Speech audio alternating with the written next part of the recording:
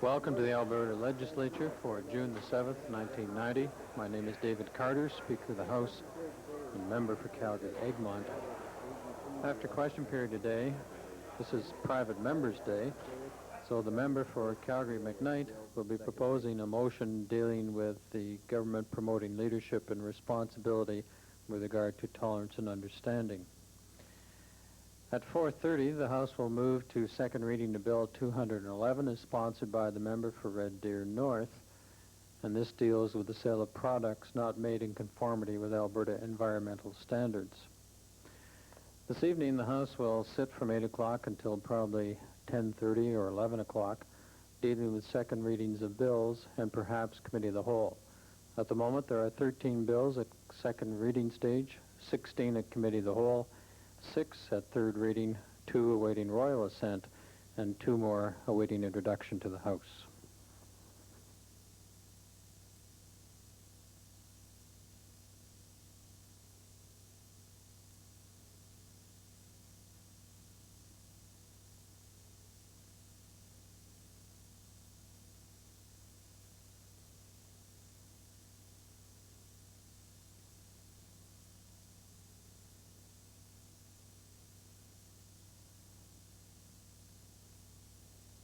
Focus us in our deliberations, challenge us in our service of the people of this great province and country.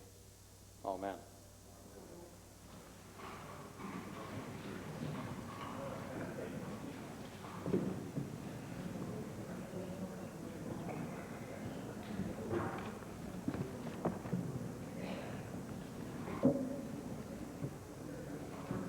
Introduction of visitors.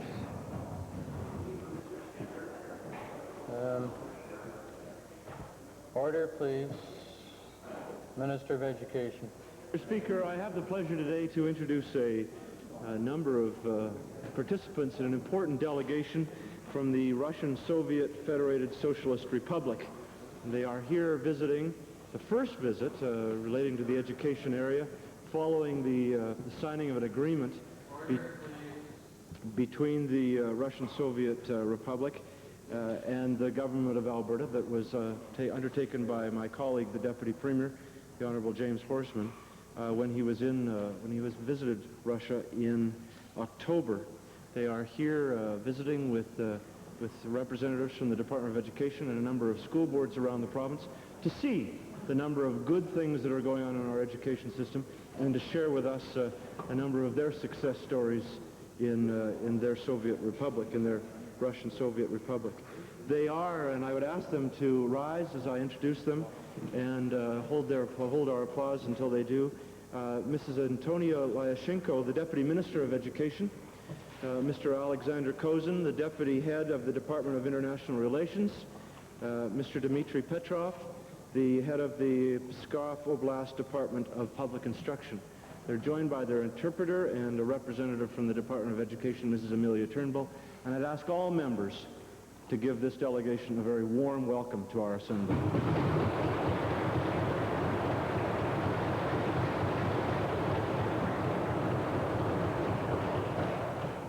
Solicitor General. Thank you, Mr. Speaker. I have the pleasure to introduce to you and through you to all members of the House the Honorable Russell Fraser, who is the Solicitor General from the province of British Columbia, and who I am having consultations with, as well as other ministers, in respect to mutual concerns. And I would ask him to rise in your gallery, Mr. Speaker, and receive the acknowledgement and welcome of the House.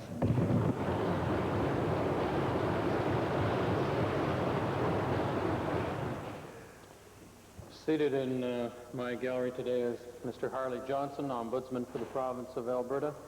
Accompanying him is Dixie Watson, Manager of Administrative and Information Services of the office, and I ask that they rise and receive the recognition of the House.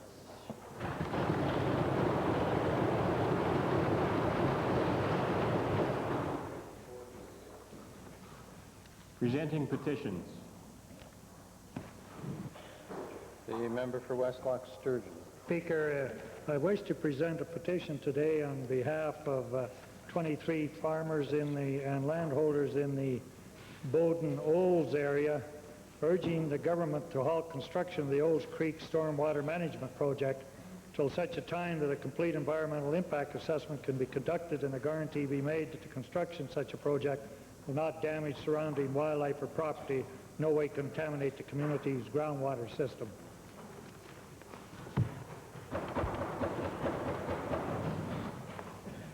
Reading and receiving petitions. Presenting reports by standing and special committees. Notices of motions. Introduction of bills. Member for Edmonton Avonmore.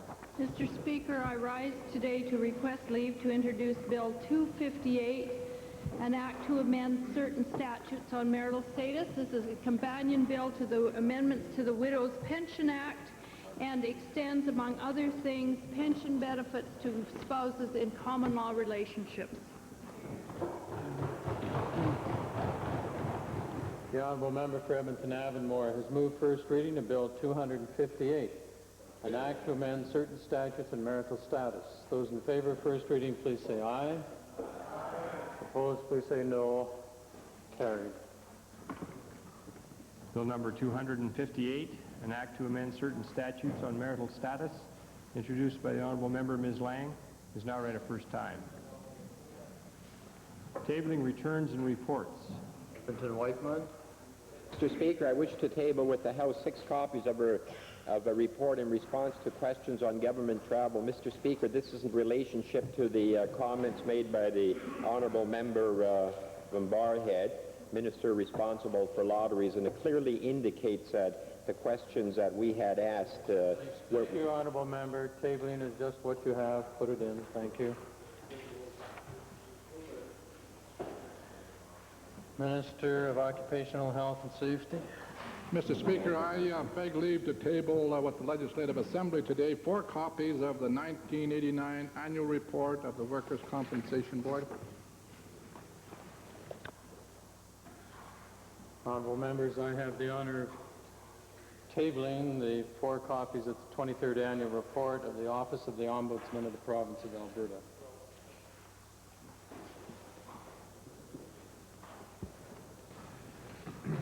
Introduction of special guests. Minister of Consumer and Corporate Affairs. Mr. Speaker, I'm very pleased to introduce to you and to members of the Assembly 55 members of boards of the Alberta Real Estate Association from the 11 different boards throughout Alberta, representing over 7,500 realtors in the province. They're in both galleries, and I'd ask their executive to stand as I read their names. Mr. David Crawford, the President. Mr. Del Svensson, the Second Vice President. Mrs. Bev Andre, the immediate past President of the Association. And Mr. Daniel Russell, the Executive Vice President. Those are the executive members. I'd now ask all 55 members of boards to stand and receive the thanks of the Assembly and our warm welcome for their participation in a better marketplace.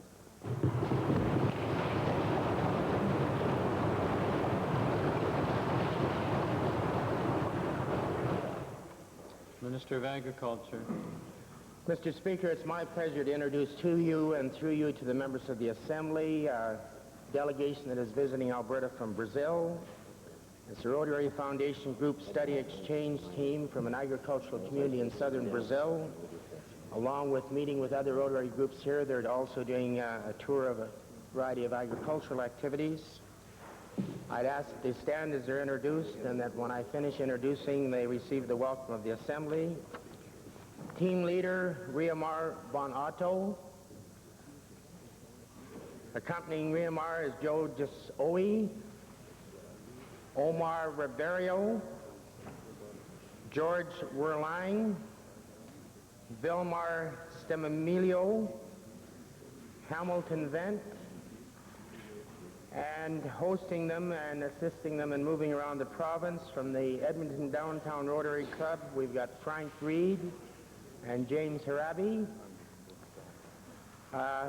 Doing the translating from the Edmonton Jasper Rotary Club, Aurelio Fernando.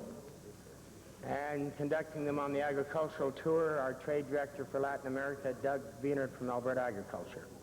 Welcome to Alberta.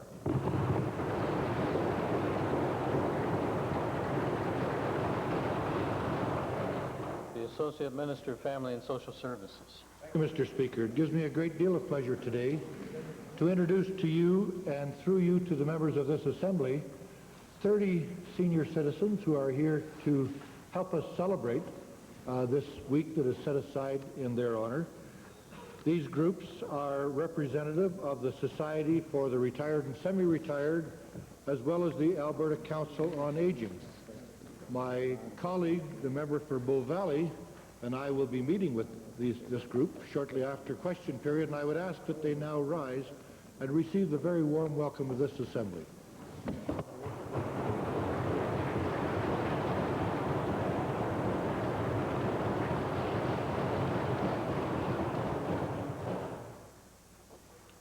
Member for Westlock Sturgeon. Mr. Speaker, I'd like to introduce to you and through you to the Assembly two rancher farmers from the Olds Bowden area here to support the petition I presented earlier to try to get some sanity back to clean water flowing in their streams rather than the sewage being dumped.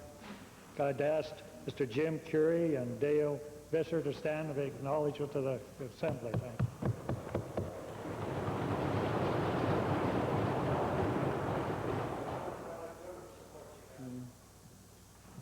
Ministerial statements. Oral question period. Edmonton Highlands. Mr. Speaker, I think Albertans have every good reason to wonder if this government cares about delivery of quality services for people when they see our healthcare system falling apart, when they see chronic underfunding of hospitals and things blowing up as a result of it, Mr. Speaker. Right now, there's a one-day protest by hospital support staff, and I think it's just one more indication, Mr. Speaker, that our healthcare system is in big trouble thanks to this conservative government. My question is to the Minister of Health, and it is this, Mr. Speaker. How bad does the minister think it has to get before this government accepts responsibility for its part in this mess? Mr. Speaker, the health care system is neither falling apart nor is it underfunded. And I'll look forward to whatever is the question that the honourable member wishes to ask.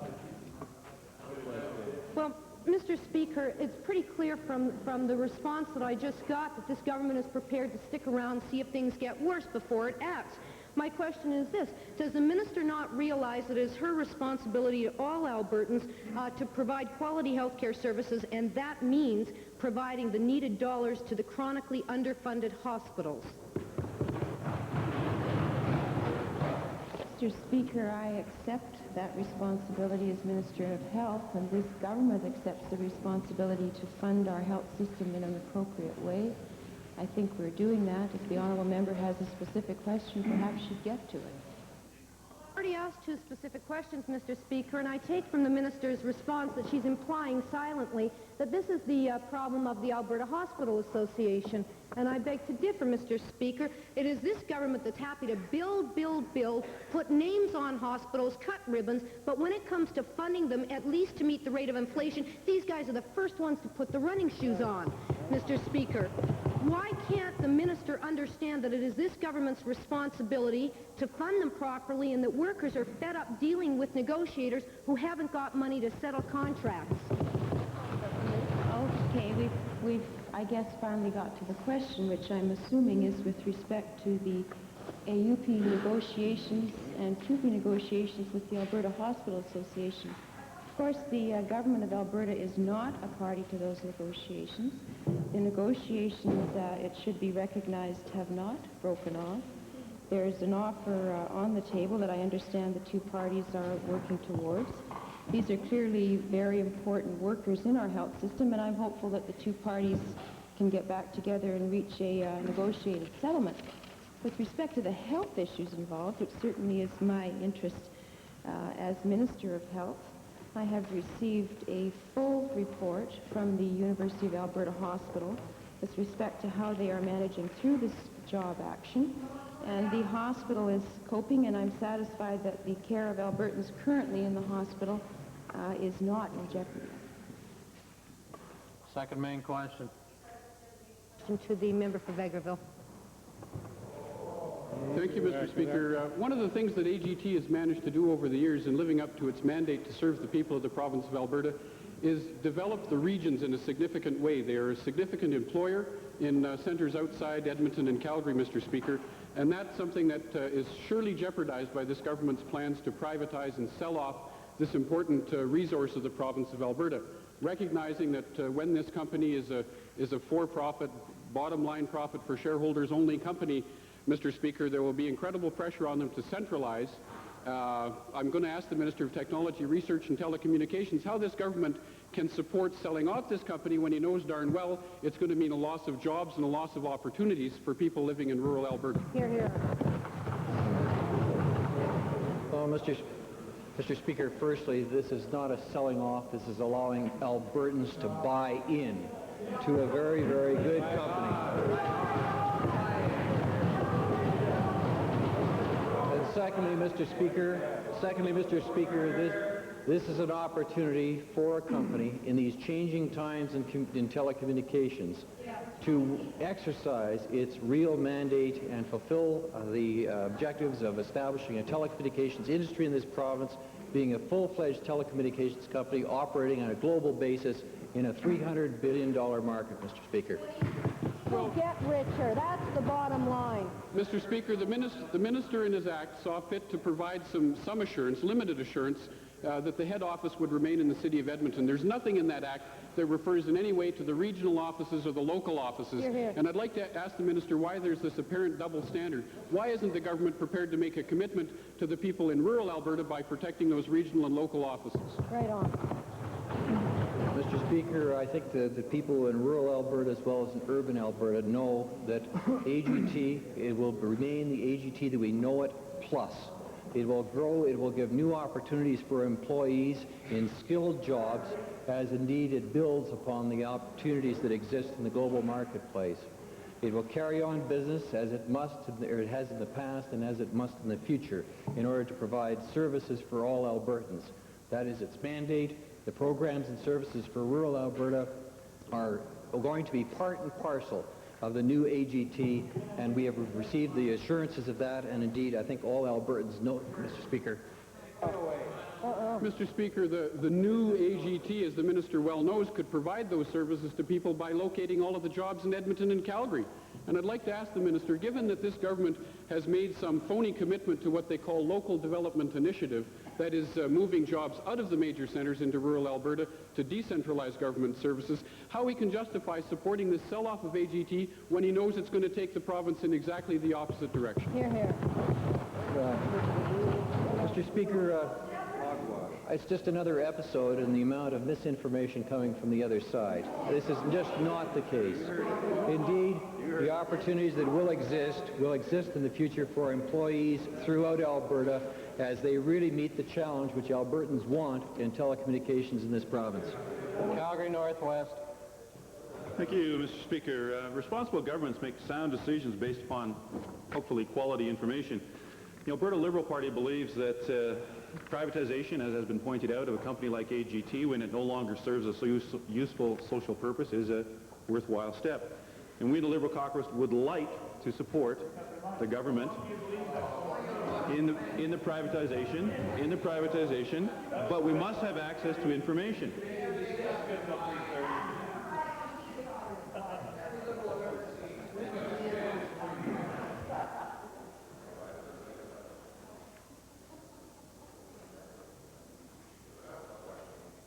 Now I know we're going to have the question from Calgary Northwest, right? As long as they're prepared to listen, certainly, sir.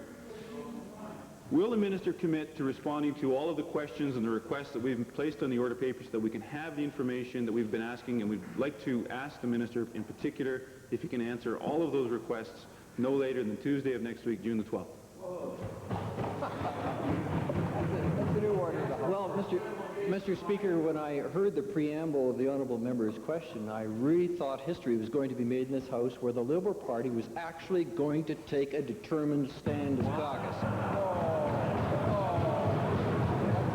Where they keep us in suspense, Mr. Speaker. The teeter-totter keeps going, and one member says one thing and the other member says the other thing. And one day, hopefully, we'll see exactly how they really feel about this important initiative for Alberta.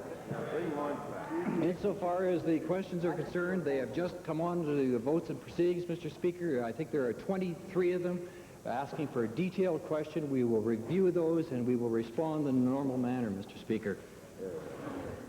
It's unfortunate that the other two parties in this House are so blinded by ideology they can't see the wisdom of our approach. Nonetheless, my supplementary question to the Minister, Mr. Speaker, is where information is so critical, especially critical, is with the privatization and the effect upon rural users. My question to the Minister is, will the Minister agree to sign a binding contract that would ensure that should the privatization proposal go forward, that the current cross-subsidization ratios would be maintained to ensure fair local rates for all Albertans, both rural and urban? Cross-subsidization. Well, Mr. Speaker, if I did do that sort of thing, it would not have any legal effect because the rates and services will be regulated by the CRTC in accordance with the change in jurisdiction.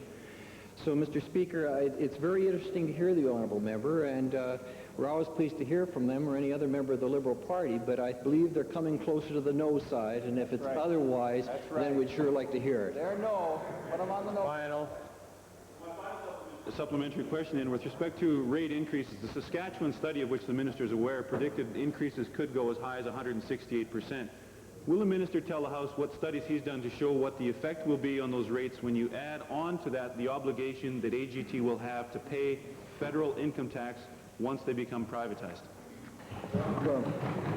Well, Mr. Speaker, I hope that the Liberal member will utilize the vast resources, financial resources that are made available to the Liberal Party caucus in order to do some research, because if he will look at the Saskatchewan report, he will see that indeed it makes no reference at all in respect to privatization. In fact, I don't think the word is even used in the report. The report was based upon a model established upon the application of CNCP some 5 years ago. That model is not being followed at the present time, as indicated by the Unitel's most recent application, and the information upon which the honourable member premises his question is misleading and inaccurate totally. Private. Mr. Speaker, my question today is to the Minister of Economic Development and Trade. Mr. Speaker, many Highwood communities have, with provincial government aid and assistance and support, established local economic development committees. And these committees attempt to diversify and strengthen the local economies of their communities. They frequently run into the barrier of the Bank of Central Canada as high interest rate policy. And my question then is, what is the Minister and his department prepared to do to help local businesses to gain financial support now, and so that they will not delay or cease and desist in their plans for local expansion or for establishing new businesses at the local level? Mr. Speaker, this government has consistently indicated our opposition to the federal government, both our Premier, our Provincial Treasurer, and a number of my colleagues, to the high interest rate policy that they have continued with. We've attempted to make them aware of the error of their ways, but acknowledging that they were not as responsive as we would have wished, we come forward with a number of programs. Number one, we have a specific program as it relates to small communities throughout the province of Alberta. We've had some 57 of those communities access this program to the tune of $800,000. We've got our small business interest shielding program, of which to date we've had close to some 12,000 small businesses access the program, whereby we do shield interest rates if they do flow above 14% to a maximum of 5 percentage points. In addition to that, I should share with the honourable member, we have our Alberta Capital Bond Program for the small business community, of which in excess of $16 million has been committed under that program. And then I close finally with a program that we brought forward in 1986, which was the Small Business Term Assistance, of which to date we still have some 8,000 accounts where the small business community has accessed funding at an assured rate of 9% under that program. We are doing a great deal to ensure that the small business community can survive within the province of Alberta, acknowledging that it is a federal concern that we're going to continue to emphasize the importance of having lower interest rates in Canada and in the province of Alberta. Okay, thank you, Mr. Speaker. My supplementary is again to the Minister of Economic Development and Trade. Some of these programs that you've just outlined have sunsets or dates in which they will no longer be in operation. Would he commit to extending any or all of those programs beyond their sunset dates? Mr. Speaker, as has been indicated by the Minister of Municipal Affairs, under whom our mortgage program falls, which expires on February the 28th of next year, our interest shielding also expires at that same date. We're going through a period of analysis as to the worthiness of continuing this program, and at an appropriate date we will announce either an extension or a cease to the program. We are examining, though, and we appreciate the honourable member's input and all honourable members' input as to whether we should continue with this or just what we should do, and hopefully within the next short while we will have a statement to make as to the continuance or non-continuance of the program. Edmonton Centre. Thank you, Mr. Speaker. Mr. Speaker, relations between this government and those in Alberta hospitals continues to sour very badly. Yesterday, the president of the Alberta Hospital Association himself said that the pressures on the Charles Camsell Hospital to close beds are just typical of what hospitals throughout the province are facing. And then a nurse at the Camsell called me to say that management has told her that the long-range plans that she's heard of are in fact to close the Camsell altogether. And as we know, both urban and rural hospitals are so short of cash that they are being forced to extra bill patients, many of them seniors in the long-term care sector, or extra bill patients in acute care who have Blue Cross coverage, as I discussed yesterday, up to $40 a day.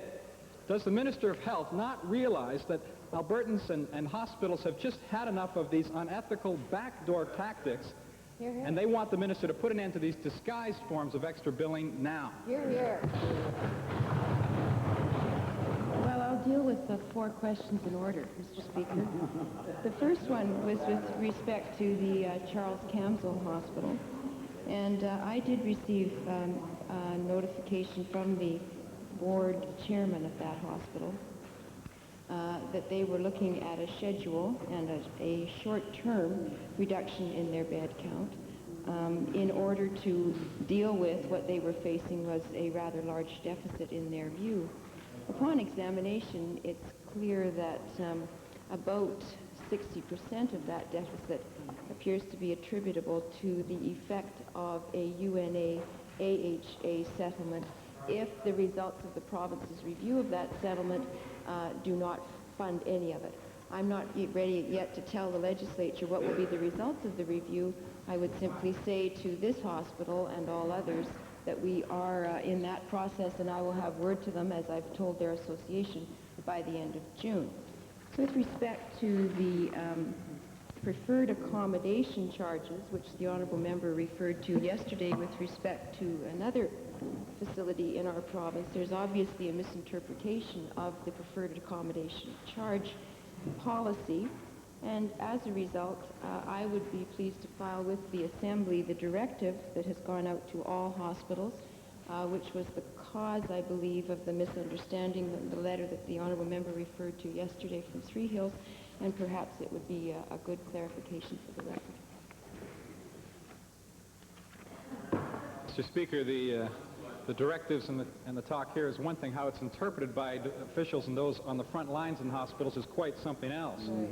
The question is about Blue Cross, and given the shifting of hospital costs onto Blue Cross, combined with the increased cost of Blue Cross of the increased cost of brand-name drugs and the over-medication of many of our elderly, will the minister now confirm that, as it said in the budget address, Blue Cross premiums for individual Albertans will be raised by up to 61% this fiscal year, another example of Albertans having to pay for this government's mismanagement of the healthcare system? Mr. Speaker, with respect to preferred accommodation, I think it's important to point out that Blue Cross covers some Albertans and not others. That's clearly a matter of record, and that hasn't changed from yesterday to today. I think it's also important to repeat that preferred accommodation is just that. That is when somebody goes into the hospital and says, I would like to be in a hospital private room or a semi-private room, and in that event, as opposed to simply one of the ward facilities, the charge can be made, but it's not something that is forced upon the patient. It is something that is indicated to the patient, and there is a charge if that choice is made by the patient. If it's medically required, obviously there would be no charge. With respect to the second question, and I forgot what it was, premiums. There is the statement in the budget that the premiums for Blue Cross will be increased effective October 1. That is going ahead, but that applies to the non-group portion of Blue Cross, and it will bring the non-group premium payers in line with the group premium payers, because one of the things that we were observing was that people were opting out of the group plans onto the non-group plans because the rate on the non-group was so low. So the effect of the charge is to raise the non-group premium comparable to the group premium rate. Westlock Sturgeon. Thank you, Mr. Speaker. My question today is to the Minister of Environment. Mr. Speaker, the farmers and ranchers of the province are getting fed up with a slack Minister of Environment allowing over 300 towns in Alberta to flush their sewage lagoons and stormwater at least twice a year or once or twice a year into creeks and streams that have flown through their land. Amongst the farmers, Mr. Speaker, are being victimized by these sloppy practices of those, the Westlock area where the minister is allowing dumping into the Wabash Creek and into holes where they're dumping into Olds Creek. And Mr. Speaker, the question is, given that on August the 9th last year, admittedly the minister was just out of diapers then, but the minister, after questions from me, said he was working on a solution. What is he going to do to stop this befouling of the countryside by the sewage ponds? Well, Mr. Speaker, I guess if we were all in diapers, we would have nothing to worry about. But nonetheless, the situation is thus, that all municipalities are required to have at least primary treatment. And it occurs from time to time that there has to be a discharge of sludge from the lagoons. Some municipalities put that sludge on the land, and in some cases it's discharged into the river. In the case of the city of Edmonton, for instance, because of an inadequate sewage treatment system that wasn't addressed by a previous mayor, we're forced to give letters of permission on an annual basis, and hopefully we can clean that situation up, whereby they discharge many, many times into the North Saskatchewan River raw sewage. A sad, sad situation indeed. We're looking into it. We're trying to rectify the problem, Mr. Speaker, and it's a complex one, and we will deal with it the best we can. Mr. Speaker, you can't keep looking forever or wearing diapers even over their heads. It might help the government. But the point is that in the particular case of the Wabash, for instance, is the minister aware that the previous minister, the member for Barhead, promised the Westlock area farmers that he would build a pipeline from the town to the Pembina River, bypassing the Wabash? Where's that promise?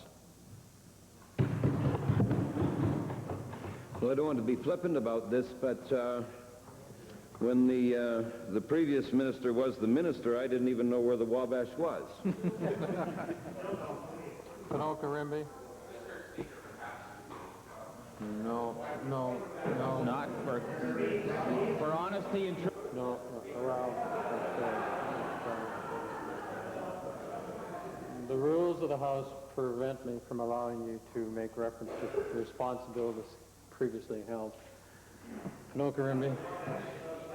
Mr. Speaker, this being the 6th month of International Literacy Year, and given that governments all across Canada, including our own, heartily endorsed this particular theme and promised in very general ways to improve literacy across Canada and to do something about it, I'm a little concerned to find in a recent publication from Statistics Canada that there really, as of June 4th actually, that there's really been little change or improvement in literacy levels across Canada. And I'd just like to note that the reading skills of 16% of Canada's adults are too limited to allow them to deal with the majority of written material encountered in everyday life. Mr. Speaker, I'd like to ask the Minister of Education, have any effective initiatives being taken during this year to counter this particular problem? Well, yes, Mr. Speaker, we have good news. Good news in this Assembly about literacy. What a government, eh? Good news. A report tabled by Statistics Canada last week showed that the basic reading skills of particularly those in Western Canada, that we had the highest percentage of adults with reading abilities that would be sufficient to deal with most everyday reading demands. And in fact, Alberta and Saskatchewan led the country in those abilities. So, Mr. Speaker, I'm going to file with the Assembly so that all members would have access to this good news so that they can read. Hopefully, the members of the opposition will be able to find their way to the library and enjoy the benefits of that document. But, Mr. Speaker, we are not being complacent. We are not being complacent because those numbers still aren't good enough, and they won't be good enough until we can count all of our citizens to be functionally illiterate across the board. And that we are working in our curriculum, especially in our language arts area, to make sure that our kids have access to materials that will help them to develop their literacy skills. But as well, we're going one step further in the diagnostic materials that we're providing to teachers to help them to identify those children that are having problems in reading and in writing. And the development of that kind of material, especially in the elementary grades, is helping to identify those kids with those weaknesses. But, Mr. Speaker, I'm sure that the honourable member has an additional question which I could elaborate with even more good news about what's going on in our schools in the province today. Percy wasn't in the survey. Actually, Mr. Speaker, I do have a supplementary question, but it might be more appropriately directed to the Minister of Advanced Education. Mr. Speaker, perhaps the most pressing part of this issue of literacy centers around our adult population, where the problem is much more immediate in terms of the lifestyle that people are able to enjoy and the employment that they're able to obtain. My question to the Minister of Advanced Education is, have any effective actions at the advanced education level been taken in this particular year? 29.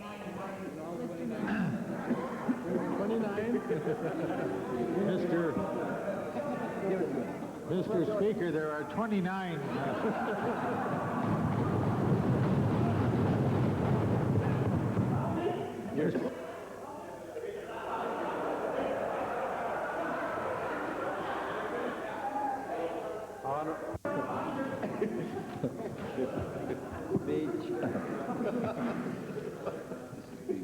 They can figure and we will now forget the institutions, get on to the answers.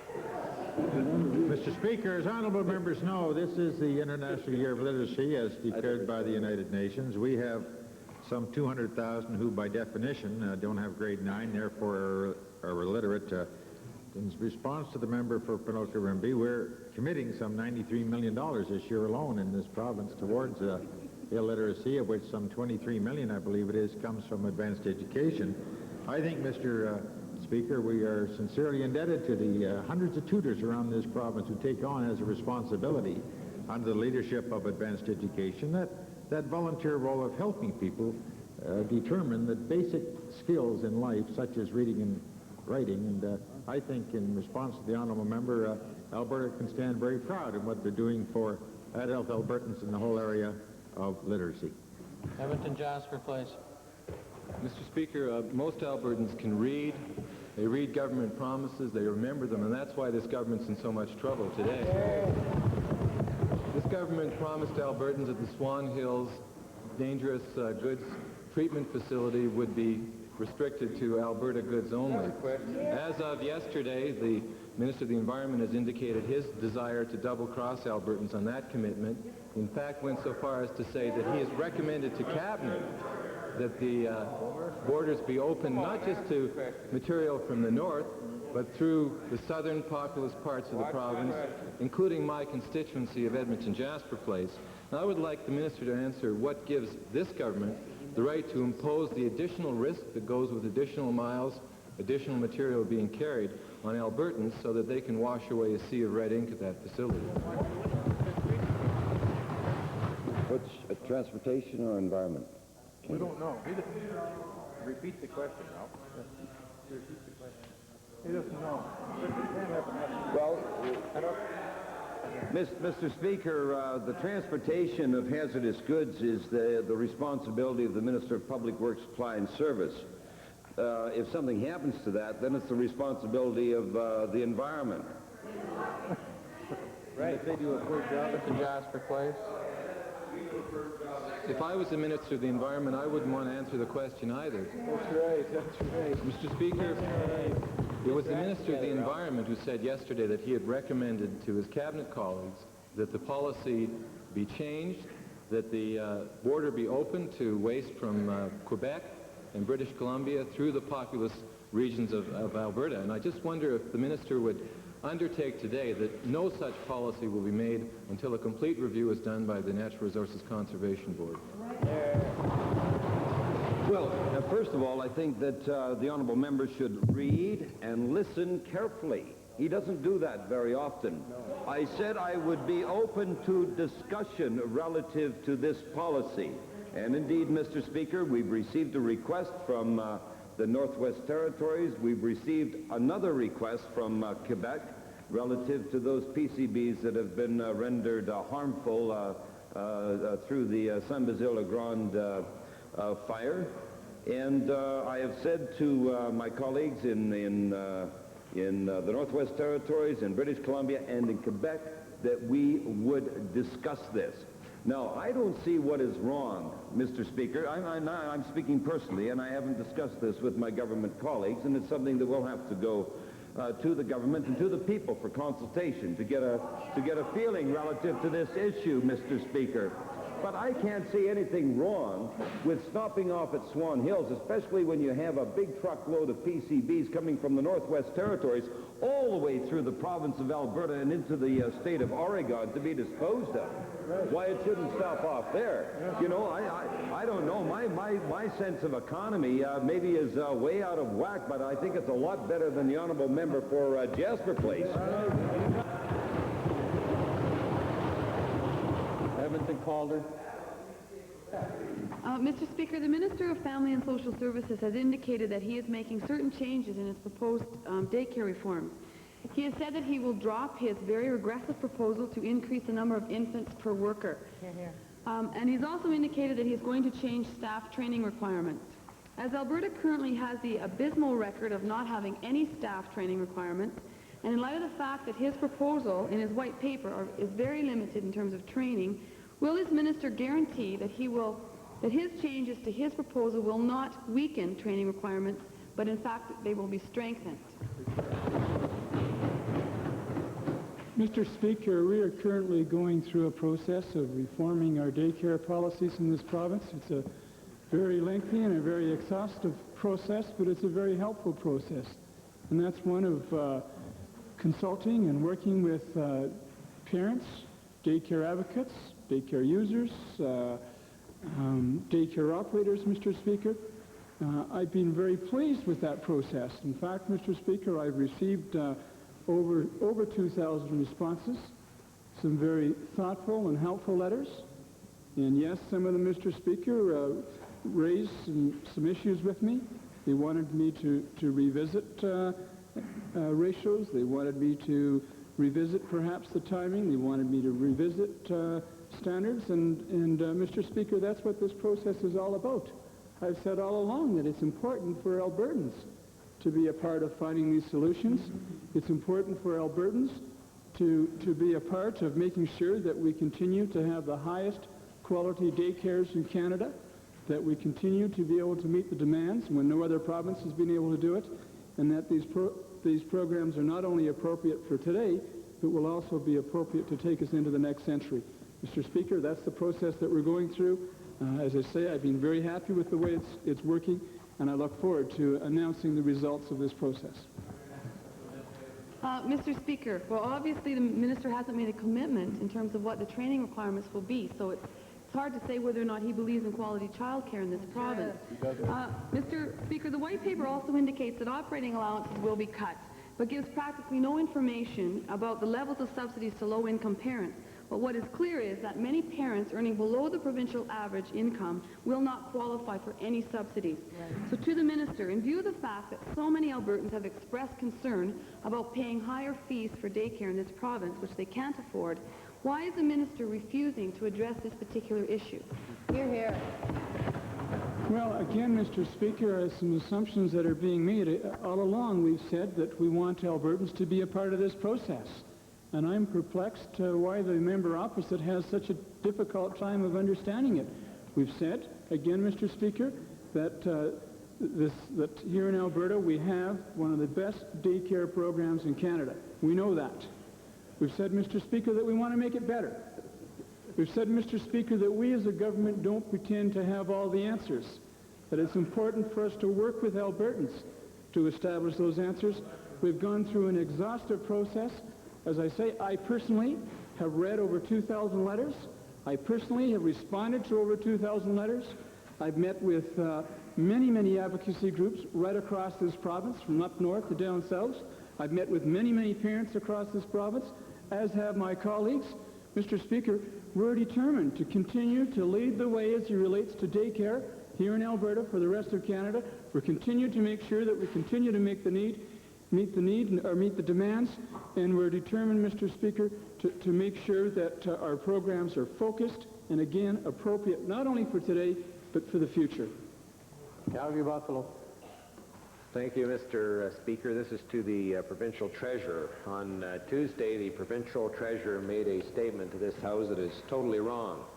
He stated that the injunction with respect to the $400,000 which would come to Mrs. Ivor Cormie from the Cormie ranch sale is not in the government's hands.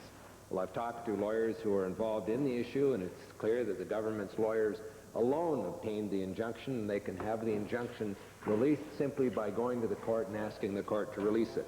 I've asked the provincial treasurer, why doesn't the minister just instruct his lawyers to ask for the government to release and withdraw the injunction and stop fooling Albertans by pretending that this is out of the government's hands when it isn't?